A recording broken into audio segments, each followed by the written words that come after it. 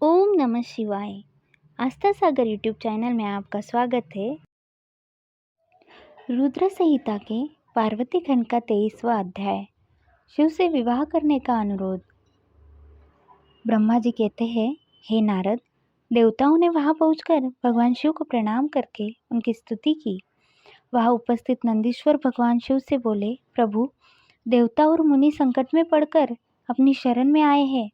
सर्वेश्वर, आप उनका उद्धार करें। दयालु नंदी के इन वचनों को सुनकर भगवान शिव ने धीरे धीरे आंखें खोल दी। समाधि से विरत होकर परम ज्ञानी परमात्मा भगवान शंकर देवताओं से बोले, हे ब्रह्मा जी, हे श्री हरि विष्णु एवं अन्य देवताओं, आप अब यहाँ एक साथ क्यों आए हैं? आपके आने का क्या प्रयोजन है? आप सभी को साथ देखकर लगता है कि अवश्य ही कोई महत्वपूर्ण बात है, अतः आप मुझे उस बात से अवगत कराएं। भगवान शंकर के ये वचन सुनकर सभी देवताओं का भय पूर्णतः दूर हो गया और वे प्रसन्न होकर भगवान विष्णु को देखने लगे। तब श्रीहरि विष्णु सभी देवताओं का प्रतिनिधित्व करते हुए भगवान शिव से बोले, भगवान शंकर, तारकासुर नामक दानव ने हम सभी देवताओं को बहुत दुखी कर रखा है। उसने हमें अपने अपने स्थानों से भी निकाल दिया है। यही सब बताने के लिए हम सब देवता आपके पास आए हैं। भगवान, ब्रह्मा जी द्वारा प्राप्त वरदान के फलस्वरूप उस तारकासुर की मृत्यु आपके पुत्र के द्वारा निश्चित है। हे स्वामी, आप उस दुष्ट का नाश कर हम सबकी रक्षा करें, हम सबका उद्धार कीजिए। प्रभु, आप हिमालय पुत्री पार्वती का पानी ग्रहण कीजिए। आपका विवाह ही हमारे कष्टों को दूर कर सकता है। आप भक्तवत्सल है। अपने भक्तों के दुख को दूर करने के लिए आप देवी पार्वती से शीघ्र विवाह कर लीजिए। विष्णु जी के वचन सुनकर भगवान शिव बोले, देवताओं, यदि मैं आपके कहे अनुसार परम सुंदरी देवी पार्वती से विवाह कर लूं, तो इस धरती पर सभी मनुष्य, देवता और ऋषि मुनि कामी हो जाएंगे। तब वे परमार्थ पद पर नहीं चल सकेंगे। देवी दुर्गा अपने विवाह से कामदेव को पुनः जीवित कर देंगी। मैंने कामदेव को भस्म करके देवताओं के हित का ही कार्य किया था। सभी देव निष्काम भाव से उत्तम तपस्या कर रहे थे ताकि विशिष्ट प्रयोजन को पूर्ण कर सके। कामदेव के न होने से सभी देवता निर्विकार होकर शांत भाव से समाधि में ध्यानमग्न होकर बैठ सकेंगे। काम से क्रोध होता है, क्रोध से मोह हो जाता है और मोह के फलस्वरूप तपस्या नष्ट हो जाती है। इसलिए मैं तो आप सबसे भी यही कहता हूँ कि आप भी काम और क्रोध को त्याग कर तपस्या करें। ब्रह्मा जी बोले, हे नारद, त्रिलोकीनाथ भगवान शिव के मुख से इस प्रकार की बातें सुनकर हम सभी हतप्रभ से उन्हें देखते रहे और वे हम सब देवताओं और मुनियों को निष्काम होने का उपदेश देकर चुप हो गए और पुनः पहले की भांति सुस्थिर होकर ध्यान में लीन हो गए। भगवान शिव ब्रह्मस्वरूप आत्मचिंतन में लग गए। श्री हरि विष्णु सहित अन्य देवताओं ने जब परमेश्वर शिव को ध्यान में मग्न देखा, तब सब देवता नंदीश्वर से कहने लगे, नंदीश्वर जी, हम अब क्या करें? हमें भगवान शिव को प्रसन्न करने का कोई मार्ग सुझाइए। तब नंदीश्वर सभी देवताओं को संबंधित करते हुए बोले, आप भक्तवत्सल भगवान शिव की प्रार्थना करते रहो। वे सदैव ही अपने भक्तों के वश में रहते हैं।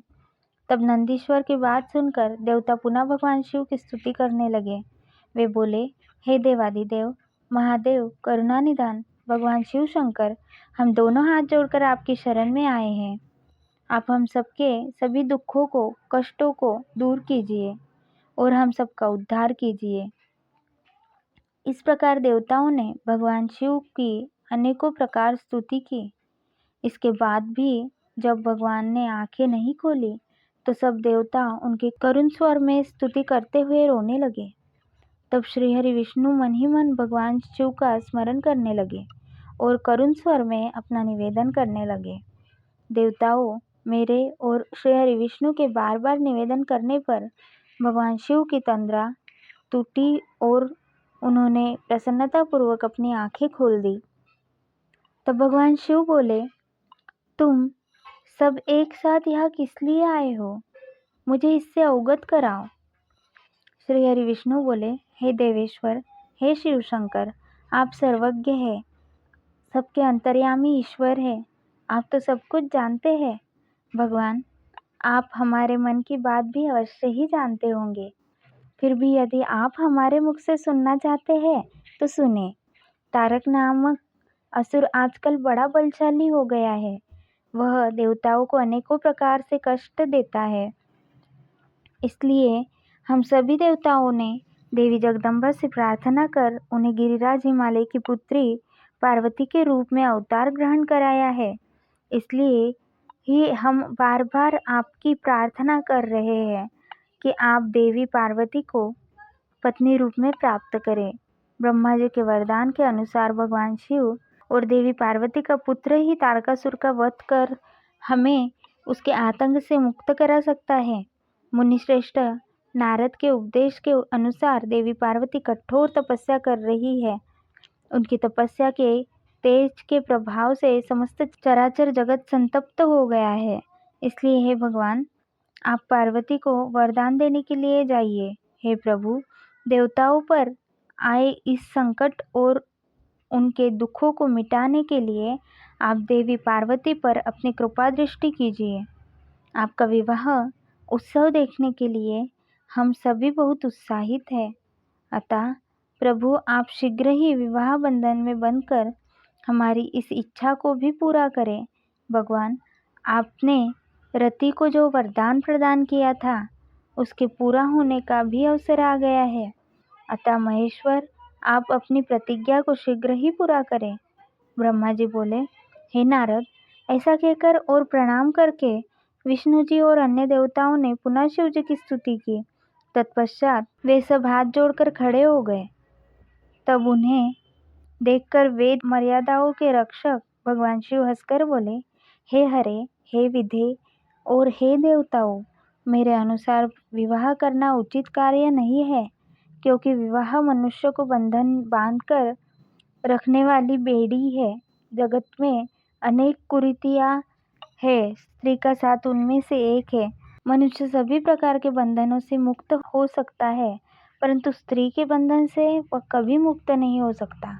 एक बार को लोहे और लकड़ी की बनी जंजीरों से मुक्ति मिल सकती है, परंतु विवाह एक ऐसी कैद है जिससे छुटकारा पाना असंभव है। विवाह मन को विषयों के वशीभूत कर देता है, जिससे मोक्ष की प्राप्ति असंभव हो जाती है। मनुष्य यदि सुख की इच्छा रखता है तो उसे इन विषयों को त्याग देना चाहिए। विषयों को विष के समान माना जाता है।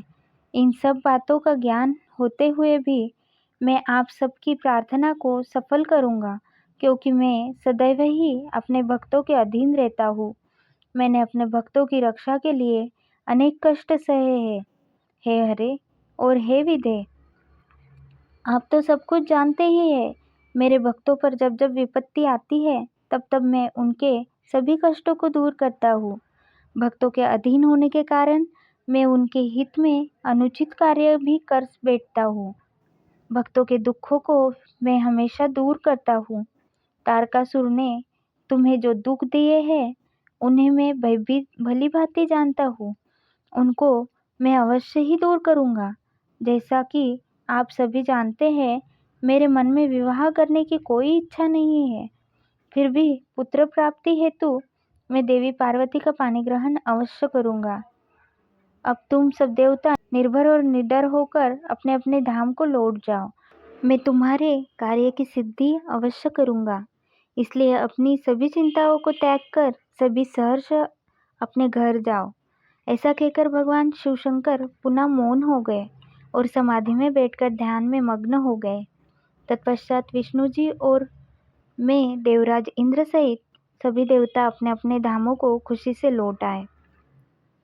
23वां अध्याय समाप्त। ओम नमः शिवाय।